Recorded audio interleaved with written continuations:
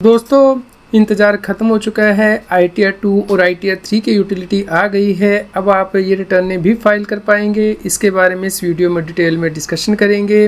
तो आप regular update के लिए हमारे चैनल को सब्सक्राइब कर लें और इसके साथ ही शेयर भी करें सभी लोगों के साथ, ताकि उन तक भी जानकारी पहुँच पाए और वो इनकम टैक्स की कॉम्प्लायंस कर पाएँ। रेगुलर अपडेट के लिए CS Satbir Singh YouTube channel subscribe कर लें और नोटिफिकेशन बेल भी प्रेस कर दें।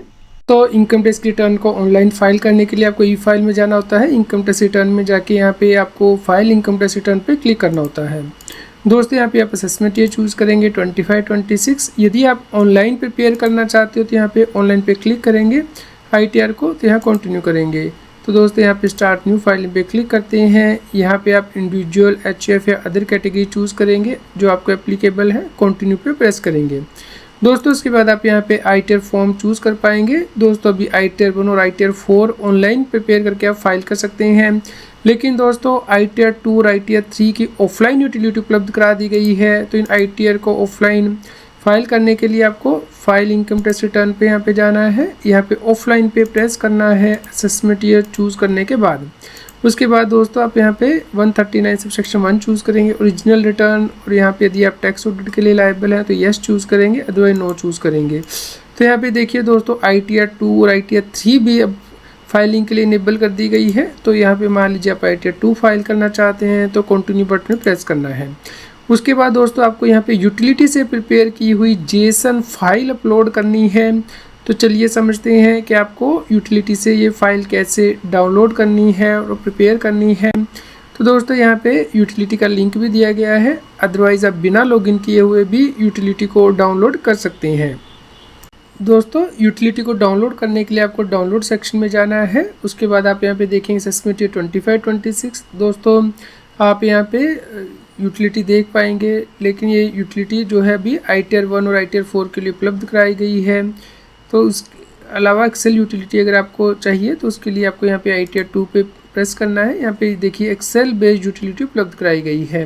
तो आपको यहाँ पे प्रेस करना है और इस यूटिलिटी को डाउनलोड कर लेना है अपने कंप्यूटर पे, और उसके बाद आप एक्सट्रैक्ट कर लीजिए रेलेवेंट फोल्डर में से।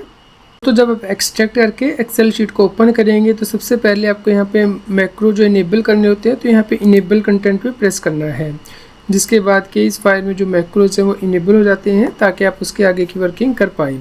तो दोस्तों जो ग्रीन सेल होते हैं उसमें आपको डेटा एंटर करना है, जो रेड सेल दिए गए हैं वहाँ पे डेटा एंटर करना मैंडेटरी है, और आपको Ctrl+X या Ctrl+V यूज़ नहीं करना है, यानी कि कट एंड कॉपी यूज़ नहीं करना है। आपको इसमें डेटा एक्चुअली फीड करना है। तो दोस्तों इस प्रकार से होम स्क्रीन आपको दिखाई देगी। कितने यहाँ पे शेड्यूल हैं उनके नाम यहाँ पे दिए गए हैं। तो यहाँ पे पार्ट ए जनरल इन्फॉर्मेशन के अंतर्गत आपको रिटर्न फाइलिंग स्टार्ट करनी है। तो दोस्तों सबसे पहले तो आप यहाँ पे जो प्री फिल डेटा वो इंपोर्ट कर लीजिए। यहाँ पे देखिए इंपोर्ट प्री फिल का बटन दिया गया है, हम आपको जूम करके दिखाते हैं। ये इंपोर्ट प्री फिल। तो दोस्तों इसके लिए आपको इनकम टैक्स के पोर्टल से पहले फ़ाइल डाउनलोड कर लेनी है, उसके बाद इस एक्सेल यूटिलिटी में इंपोर्ट करनी है ताकि कोई गलती ना हो। आपका पैन नंबर, नेम, आधार नंबर, जो बेसिक इन्फॉर्मेशन है वो इनकम टैक्स के पोर्टल से यहाँ पे पुल हो जाएगी। ITR 2 फाइल करने से पहले आप इनकम टैक्स के पोर्टल पे ई फाइल में जाके इनकम टैक्स रिटर्न में जाके यहाँ पे देखिए डाउनलोड प्री फिल डेटा है, उसे डाउनलोड कर लीजिएगा एक्सेल यूटिलिटी में इंपोर्ट करने के लिए। और इस डेटा को डाउनलोड करने से पहले आप अपना प्रोफाइल में जो नेम है, एड्रेस है, मोबाइल नंबर है वो अपडेट कर लीजिएगा, क्योंकि वो यहाँ पे इस यूटिलिटी में इंपोर्ट करना है आपको। तो करंट डेटा ही इंपोर्ट हो, इसलिए आप पहले अपडेट कर लीजिएगा। असेसमेंट ईयर 25-26 चूज़ करके आप डाउनलोड पे प्रेस करेंगे तो जो प्री फिल डेटा है वो डाउनलोड हो जाएगा, जिससे कि आपको यूटिलिटी में इंपोर्ट करना है।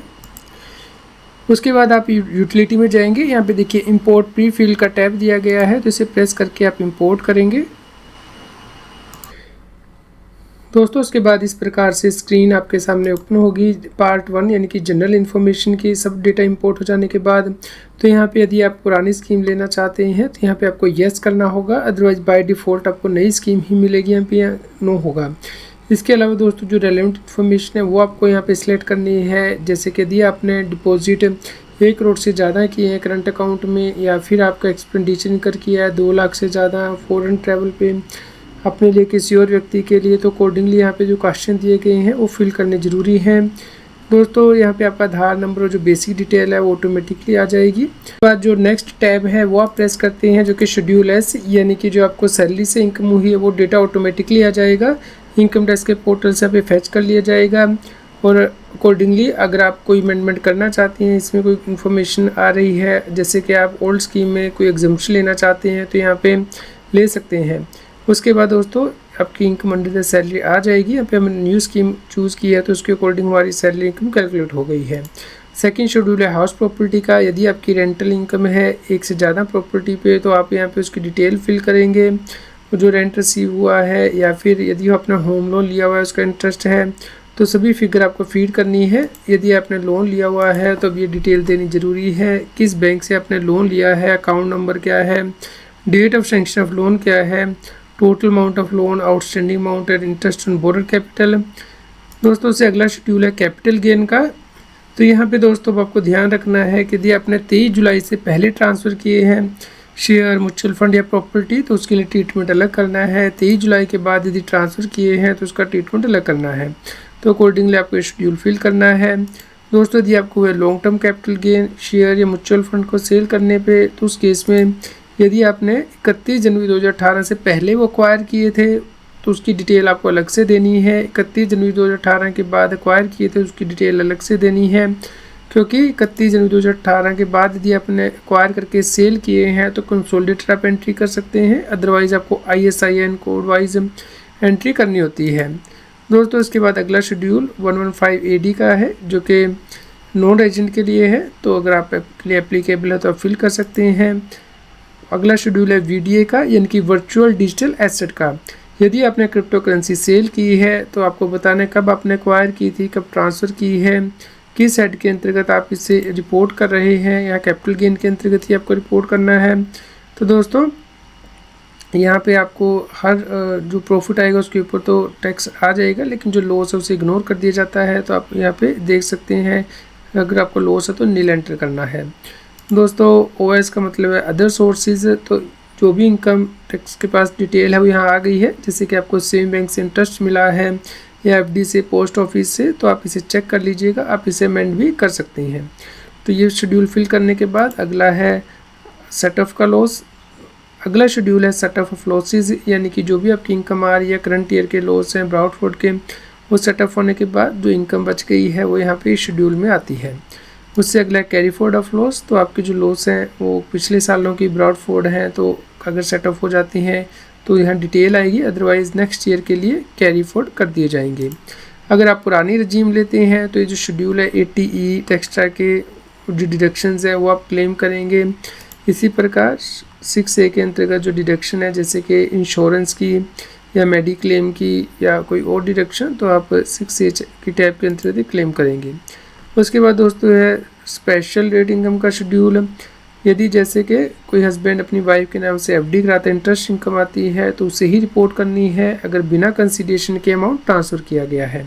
तो यहाँ शेड्यूल SPI के अंतर्गत ये क्लबिंग की प्रोविज़न अप्लाई होती है, तो यहाँ पे आपको रिपोर्ट करनी है वो इनकम, और जो स्पेशल रेट की इनकम है वो भी यहाँ पे आ जाएगा, उसका जो टैक्स है वो आ जाएगा। इसके अलावा है AMTC, जो कि स्पेसिफाइड टैक्स पर कोई अप्लाई होती है टैब।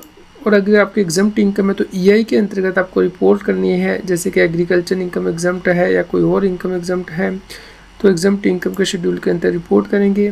PTI का शेड्यूल दोस्तों स्पेसिफाइड इन्वेस्टमेंट फंड के लिए होता है, तो आपके लिए एप्लीकेबल है तो फिल कर सकते हैं। उसके बाद है FSI का शेड्यूल, और उसके बाद है ये फॉरेन एसेट का शेड्यूल। अगर आप रेजिडेंट हैं इंडिया के, आउटसाइड इंडिया आपकी प्रॉपर्टी है तो उससे रिलेटेड जो डिटेल है फॉरेन करेंसी एसेट से रिलेटेड आपको यहाँ पे फिल करनी है।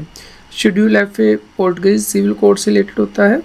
और उसके बाद अगला शेड्यूल AL है, जो कि एसेट और लाइबिलिटी से रिलेटेड है, यानी कि 1 करोड़ से ज़्यादा यदि आपकी टोटल इनकम होती है तो आपको एसेट और लाइबिलिटी भी बतानी होती है ITR में। अगला शेड्यूल पार्ट B का है, यानी कि जो भी आपकी इनकम आपने फिल की है वो यहाँ पे कैलकुलेट हो जाएगी। आप यहाँ पे चेक कर लीजिएगा कि क्या सही इनकम आ रही है सभी शेड्यूल से। और उससे अगला शेड्यूल है IT का, यानी कि जो आपने advance tax self assessment tax पे किया है तो यहाँ पे आप उसकी डिटेल एंटर करेंगे, अदरवाइज ये डिटेल प्रीफिल होके आती है। उससे अगला शेड्यूल है ESOP का। यदि एम्प्लॉय स्टॉक ऑप्शन स्कीम है तो ये शेड्यूल आपको फिल करना है। अगला शेड्यूल TDS से रिलेटेड है, जो भी आपका सैलरी का TDS है या अदर देन सैलरी का है तो यहाँ पे आ जाएगा। दोस्तों किस सेक्शन के अंदर TDS कटा है वो भी आपको यहाँ रिपोर्ट करना है। उसकी कॉरस्पॉन्डिंग इनकम आप कहाँ पे ऑफर कर रहे हैं ये आपको यहाँ पे ऑफर करना है, तो इसका ध्यान रखें, नया चेंज किया गया है।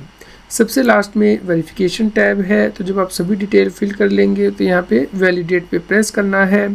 यदि शीट वैलिडेट हो जाएंगी तो जेसन फाइल को जनरेट करके आपको इनकम टैक्स के पोर्टल पे अपलोड करना है।